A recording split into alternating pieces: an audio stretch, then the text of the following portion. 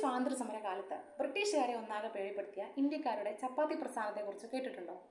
1857 വിപ്ലവത്തിന്, അതായത് ഒന്നാം സ്വാതന്ത്ര്യ സമരത്തിന് ഏതാനും ദിവസങ്ങൾക്ക് മുൻപ് ഇന്ത്യയിലെ ഗ്രാമപ്രദേശങ്ങളിൽ ലക്ഷക്കണക്കിന് ചപ്പാത്തികൾ കൈമാറ്റം ചെയ്യപ്പെട്ടു. 1857 ഫെബ്രുവരി മാസത്തിലാണ് ഇന്ത്യക്കാരുടെ ഈ ചപ്പാത്തി കൈമാറ്റം ബ്രിട്ടീഷുകാരുടെ ശ്രദ്ധയിൽപ്പെടുന്നത്. മധുരയിലെ മജിസ്ട്രേറ്റ് ആയിരുന്ന മാർക്ക് തോണലിന്റെ മേശപ്പുറത്തും ഏതാനും ചില മുഷിഞ്ഞ ചപ്പാത്തികൾ പ്രത്യക്ഷപ്പെടുന്നു. ഈ ചപ്പാത്തികൾ എവിടെ നിന്ന് വരുന്നുവെന്ന് തോണൽ അന്വേഷിച്ചിറങ്ങുന്നു. കാട്ടിൽ നിന്ന് വരുന്ന ഒരാൾ തൊട്ടടുത്തുള്ള ഗ്രാമത്തിലെ ഒരാൾക്ക് തന്റെ തലപ്പാവിൽ ഒളിപ്പിച്ച നിലയിലുള്ള ചപ്പാത്തികൾ കൈമാറ്റം ചെയ്യപ്പെടുന്നതായും അടുത്തുള്ള ഗ്രാമപ്രദേശങ്ങളിൽ ഇതേ പ്രവൃത്തി തുടരാനുള്ള നിർദ്ദേശം നൽകുന്നതായും തോണലിന്റെ ശ്രദ്ധയിൽപ്പെടുന്നു.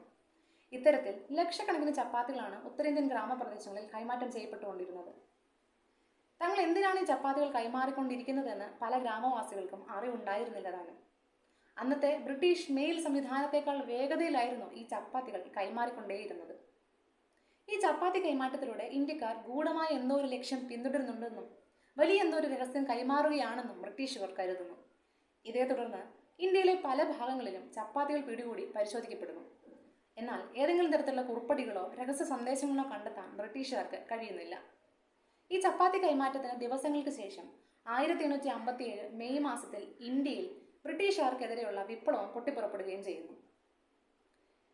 1857 ഈ വിപ്ലവവുമായി ഏതെങ്കിലും തരത്തിൽ ഈ ചപ്പാത്തി പ്രസ്ഥാനത്തിന് ബന്ധമുള്ളതായി സ്ഥാപിക്കാൻ ആർക്കും ഇന്നേ വരെ കഴിഞ്ഞിട്ടില്ല.